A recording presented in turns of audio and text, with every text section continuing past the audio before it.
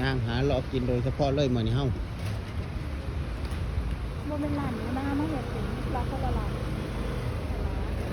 โอ้ยย่างโอ้ยย่างข้างหลังเขา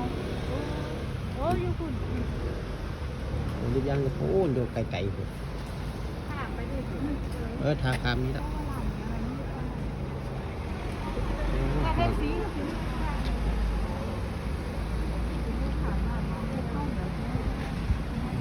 ไปรถหลายครับ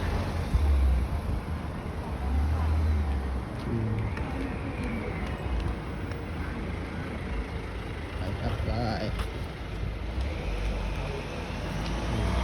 รถป่านนี้ดีเด้เป็นคนยางคามยุดไห้ด้วยเด้ เนาะ บอกคือบานเฮาดิ บานเฮาบีบแกะอะไรตะพื้นตะพื้นดิ กินหอมคือก๋วยเตี๋ยวบ้านเฮาเดียว โอ้ยอีนี่ก็ได้มันหยุด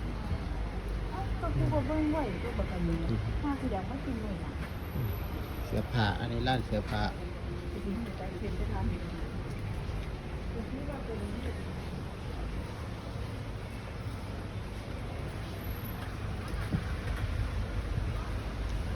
ไปโอ้ยรองเท้าเอาบอพี่แอลรองเท้าบูทธนาคาร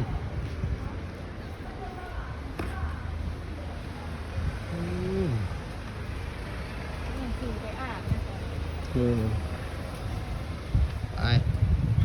ย่าง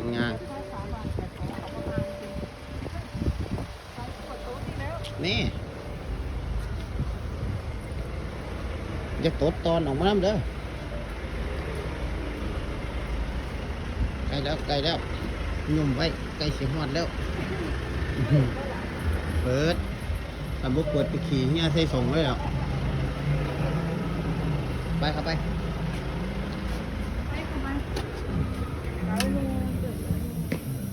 อันยังไงเชียวโอ้ดีเลือกกันเลยอยากได้อะไรเดี๋ยวน้ำอะไรก็ได้เอารถเผือกเด้อเอารถเผือก